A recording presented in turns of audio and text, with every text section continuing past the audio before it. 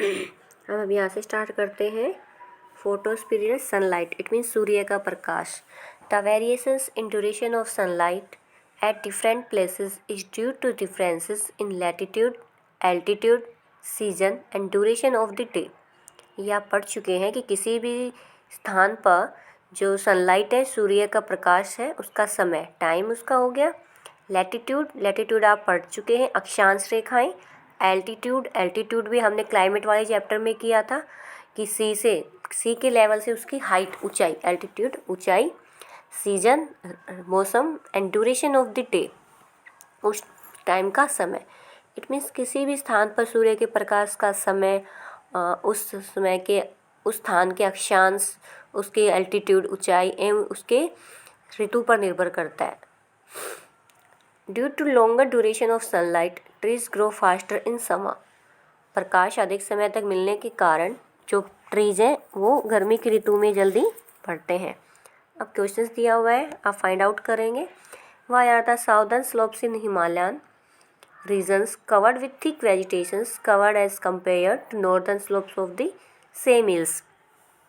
It means Himalaya के southern slopes में ज़्यादा रीजन में ज़्यादा थिक वेजिटेशंस पाई जाती है कंपेरिजन टू नॉर्दर्न स्लोप्स में। तो आपके लिए क्वेश्चन है कि हिमालय पर्वत की दक्षिणी ढलानों पर उत्तरी ढलानों की अपेक्षा ज़्यादा सघन वनस्पति क्यों पाई जाती है। अब है आपका प्रिसिपिएशन वर्षण। In India almost the entire rainfall is brought in by the advancing southwest monsoon June to September and retreating northeast monsoons। हमने ये क्लाइमेट वाले चैप्टर में किया था कि भारत में लगभग जो सारी वर्षा है वो आगे बढ़ते हुए मानसून, एडवांसिंग आगे बढ़ते हुए मानसून, जिसको कहते हैं साउथ वेस्ट मानसून, दक्षिण पश्चिम मानसून, जो कब से कब तक होता है, June to September. And retreating north east monsoon, retreating लौटता हुआ मानसून, ठीक है, वो कैसे होता है, उत्तर पूर्वी मानसून। ये भी हमने मैप के थ्रू किया था। Areas of heavy rainfall have more dense vegetations as compare to areas of less rainfall. देखिए ये तो आपको ही पता है कि जहाँ पे हैवी रेनफॉल होंगी वहाँ पे डेंस वेजिटेशन पाई जाएगी as compare to less rainfall.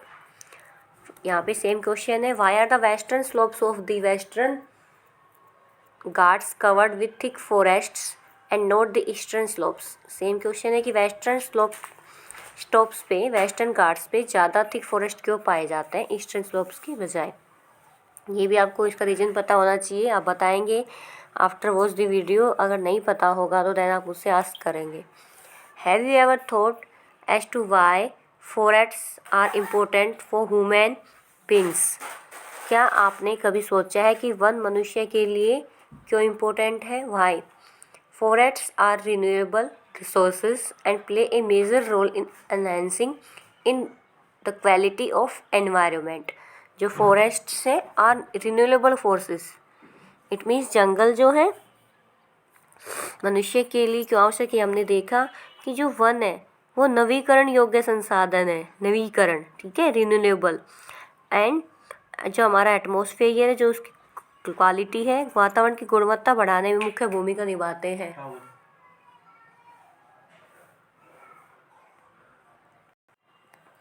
देखिए आगे हम करते हैं, ठीक है।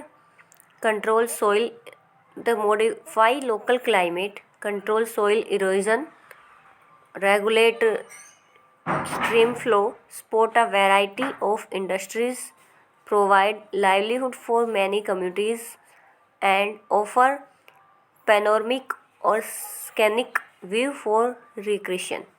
यहाँ पे आपके लिए दिया हुआ है कि ये लोकल क्लाइमेट, स्थानीय जलवायु, सोइल इरोजन, मृदा अपरदन, रेगुलेट स्ट्रीम फ्लो, नदियों की धारा, support A variety of industries, अनेक नदियों की इंडस्ट्रीज़ को, provide livelihood for many communities, अनेक कम्युनिटीज़ को लाइवलीहुड प्रोवाइड करते हैं, एंड अदर ऑफन पैनोरमिक और स्कैनिक व्यू फॉर रिक्रिएशंस। और प्राकृतिक दृश्यों के कारण ये उनको, ये सब मतलब उद्योगों का आधार है। ये सब हमने अभी देखा। फॉरेस्ट जो है ये इतनी फॉरेस्ट के सारे ये काम है कि वो क्लाइमेट को मॉडिफाई करते हैं, देन सॉइल इरोजन को रोकते हैं, जो नदियों की धारा है उसको कंट्रोल करते हैं। बहुत सारी जो इंडस्ट्रीज है उनका ये बेस है, कई कम्युनिटीज़ को ये लाइवलीहुड प्रदान करते हैं ट्रीज़। और ये जो सुंदर नेचुरल प्राकृतिक दृश्य हैं उनके लिए स्कैनिक व्यू फॉर रिक्रिएशन, प्राकृतिक दृश्यों के कारण ये बहुत ही वो है अच्छे हैं। दे कंट्रोल वाइंड फोर्स, वो वाइंड फोर्स पवन की कंट्रोल को, and temperature and causes Reigns. ये सारे ट्रीज़ के काम बताए गए यहाँ पे कि ये पवन और तापमान को नियंत्रित करते हैं और वर्षा लाने में भी ये सहायता करते हैं। They provide humus to the soil and shelter to the wildlife. ये जो सॉइल को है उसको ह्यूमन्स जीवांशम प्रदान करते हैं और शेल्टर वाइल्ड लाइफ, जो वाइल्ड वन्य प्राणी हैं उनको शेल्टर आश्रय प्रदान करते हैं। India's natural vegetation has undergone many changes due to several factors such as the growing demand for cultivated land, development of industries and mining, urbanization and overgrazing of pastures।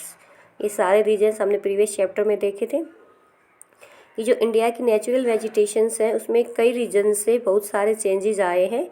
For example कृषि के लिए अधिक क्षेत्र की मांग हो रही है, इंडस्ट्रीज़ का डेवलपमेंट हो रहा है, अर्बनाइजेशन शहरीकरण का भी आपने टर्म पढ़ा था, परियोजनाएं और पशुओं के लिए पास्चर्स चारे की व्यवस्था के कारण जो वन्य क्षेत्र है वो कम हो रहा है।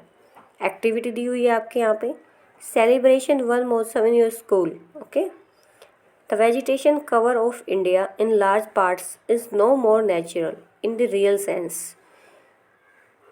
यहाँ पे दिया हुआ है कि जो वेजिटेशन है इंडिया की in large parts is no more natural in the real sense, real sense में ज़्यादा नेचुरल नहीं है, except in some inaccessible regions like the Himalayas, the hilly regions of central India and the Marusthali. The vegetation in India in most of the areas has been modified at some places और replace और degraded by human occupy. देखिए हिमालयाज़ को छोड़ दें, हिली regions of central India को हम छोड़ दें, और जो मरुस्थली वहाँ पे वेजिटेशन ठीक है इन एरियाज़ में, बट मोस्टली उसको मॉडिफाई कर दिया गया है कई जगहों पर और रिप्लेस भी कर दिया गया है ह्यूमन ऑक्यूपाई, ह्यूमन्स के द्वारा। According to India State of Forest Report 2011, the forest cover in India is 21.5%। ये क्वेश्चन भी आपके लिए बन सकता है।